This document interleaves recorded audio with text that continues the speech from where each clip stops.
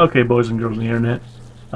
Sony just had an announcement this morning of a brand new lineup in their A7 line of full frame cameras. It is their A7R 4. This is, of course, a follow up or co successor to the A7R 3, which, as you know, is a 42 megapixel full frame professional camera. This is now going to be a 61 megapixel full frame camera. All your usual bells and whistles is going to be in there. It's going to have 5.5 stops of in-body stabilization, 15 stops dynamic range. I'm just kind of going off the list here. I'm just reading the specs. It can do high-speed continuous shooting up to 10 frames per second with full autofocus tracking for about 7 seconds. 567 focal plane phase detection autofocus points, 425 contrast autofocus, and debut of real-time autofocus for movie recording, advanced real-time tracking plus real-time autofocus for image recording. Wow, that's pretty neat. They're doing wonders with that real-time, eye autofocus now. APS-C crop mode. Now, of course, when you crop in the APS-C mode, you're cutting your resolution. This will go down to 26.2 megapixels when you do APS-C mode. So, if you have your 85 millimeter lens and you want to punch in APS-C mode, that will get you 130 millimeter, and you'll have a 26 megapixel picture. The electronic viewfinder is 5.76 million dots, which I believe is higher resolution than the A7R3. I have to check on that.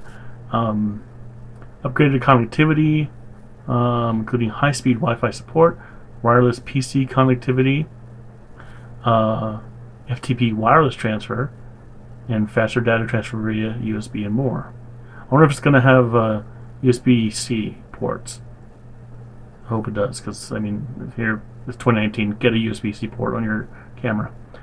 Professional 4K movie recording, full pixel readout. Okay, yeah, we all know that. It's pretty much standard. The shoe, that's fine. Improved grip, and button layout for improved control. Now there was a quick little video clip that they showed. I'll try to pop up on screen here.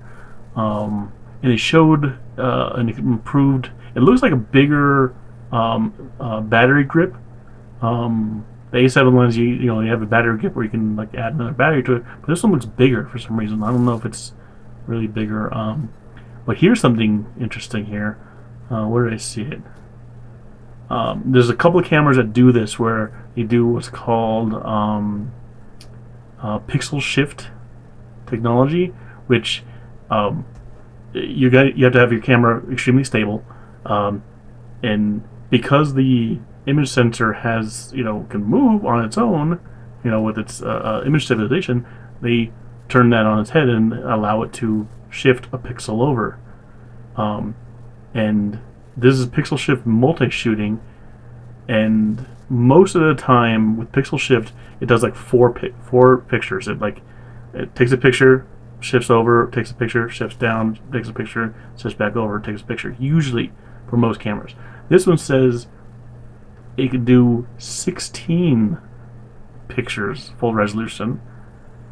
So it precisely shifts the sensor 1 pixel or half pixel increments to capture 16 separate pixel shifted images containing 963.2 million pixels of data, which is then composited into a 240.8 megapixel image. Wow. You have to use the Sony's Imaging Edge desktop application for that, which I'm sure a lot of people would, they'd probably prefer to use Photoshop, but who knows if, this is the only way they're going to allow people to do it. But, this is not for, portrait photography, because if you breathe, it's going to mess up the picture. This is for, if you're photographing architecture, landscapes if like nothing's really moving in your landscape. But super high detail in your pictures. It doesn't really make like a bigger picture. It makes it like just super detailed. I would love to have that in the camera. Let's see what else is in here. Okay, yep, that's 10 frames per second. Focus frame. Now this is interesting. It has, what is it? That's a connectivity. Ah, okay. So yeah, it will have USB Type-C port. So that's good. What else is it? To maximize convenience in image transfer when utilizing the latest version of Sony Imaging Edge mobile application, the camera can now transfer images to a connected smartphone even if the camera power is set to off. That's good. I love transferring pictures from my camera to my phone just for like easy social media sharing. That's good. But I'm not buying this camera anytime soon. I'm just saying, that's a pretty good little feature. Okay, 4K mode, of course. I'm curious to see if they didn't mention anything about frame rates for like 1080p recording. This is probably not something that you really... Okay, here it is. Alright. Full HD recording up to 120 frames per second, so pretty standard. I'm hoping one of these days, if they announce like their A7S3, which is a more video-centric camera, that they'll like up that that frame per second for 1080p recording. Because 120 frame per second, a lot of cameras can do that. Now that's pretty basic.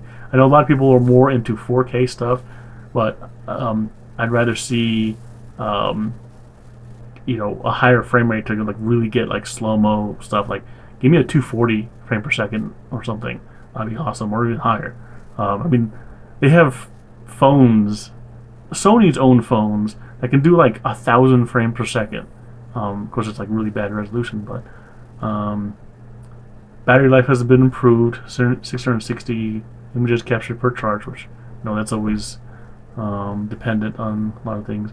I did see that it looks like they now have, of course, the A7R line. They started putting the two memory card slots in the side of it, but a lot of people were kind of complaining that one of the slots was not like the faster UHS UHS 2 SD cards. So they're having two slots of those now, because before it was just like a regular UHS card and a UHS 2 card, and people were kind of complaining that one card slot was faster than the other, which kind of made things kind of weird. But now you can have two of the same exact card in it and get full speed from that. Pricing, here we go. It will ship in September 2019 for approximately $3,500 US, $4,500 Canada. So that's pretty much comparable to the A7s now. So let's take a look. A7R3. I know they just had like a sale on it recently, but like for example on Amazon, it's wow, you get an A7R3 right now for $2,500. So they did have a sale recently. It was more expensive than that recently, before. I wonder if I can track this price here real quick. Hold on. Because I know it was more expensive. I just don't remember how expensive than that. Okay, yep. So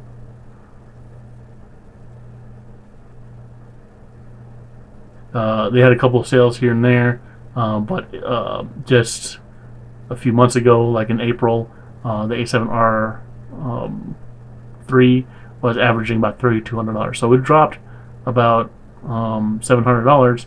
The new one is going to be $3,500. So it's going to be $300 more than the old one used to be, which for the added features of this added resolution, it's worth it, I think. especially for professionals that really need that added resolution. Um, but yeah, this thing looks pretty sick. Um, I found some of these pictures. Like I said, I'm looking at their site. I'm gonna download some of these like images that they have on here to pop it in this video real quick. And I just wanted to kind of make this before I went to bed because this announcement was this morning, and might as well make a video of it, right? I'm sure all kinds of other photographers are going to be doing it, so I want to kind of jump on the bandwagon and do the same thing as well. So let me know, are you excited for this camera? If you're a professional photographer, what do you use? If you have an A7 series now, whichever A7 you have, or you have an A9, does this interest you? With this added resolution, working with a higher resolution, it's nice, but we have to edit huge, bigger pictures, and they take up so much more space. But of course you can like crop in like crazy and stuff, and really get super good detail if you're doing like portrait work. If you're doing landscapes, this is gonna be great for landscape work. Now it I think they changed the ports on the side of it, so I don't know what they did with like the headphone jack port or whatever.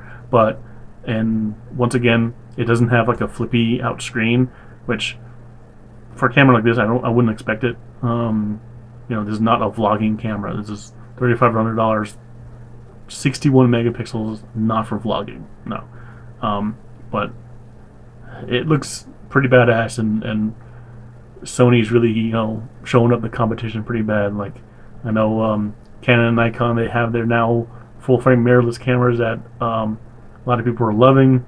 The Canon ones have really good color. Nikon ones are really robust and durable, and they're all pretty awesome cameras. But Sony keeps upping the ante, it seems. So they were pretty much first, not first to the game, but like kind of first to really capture the mirrorless market with something professional and something that people can really take seriously. And they've had years in advance to keep a few steps ahead of Canon and Nikon in that space. Canon and Nikon, they're stuck to their guns with DSLRs for a while, and they're right now playing catch up with Sony, because one of the big drawbacks of trying to make new cameras, like the Canon EOS R and the Nikon Z7 lines, they had to make new camera mounts for the lenses. To make new camera mounts for the lenses, you have to make new lenses, and that takes time and money, and people have to buy new lenses. Of course, you can adapt old lenses to them, that's no problem, but people want to have native lenses, and they're not there yet. Sony has that's always been a complaint for Sony for a couple of years ago, that this APS, this E-mount, there's no lenses for it. Now they got a shitload of lenses. They got had a picture that had like 70 native lenses or something like that. If you can't find a lens out of all that fits your needs, and what the hell what are you shooting that needs something extremely unique? Anyway, this video's getting a little long, so comment down below what you think.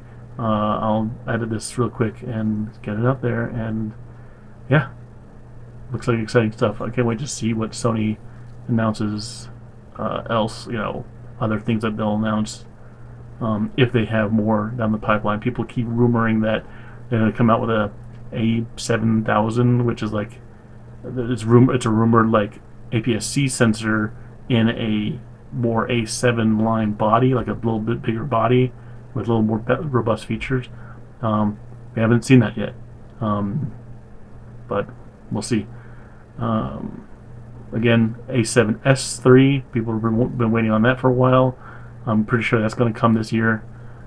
But for now, we have a 61 megapixel camera that is going to shake up the world. I'm sure a couple of key photographers are going to really get on this and get out their review videos so they get it in hand, and it'll be fun.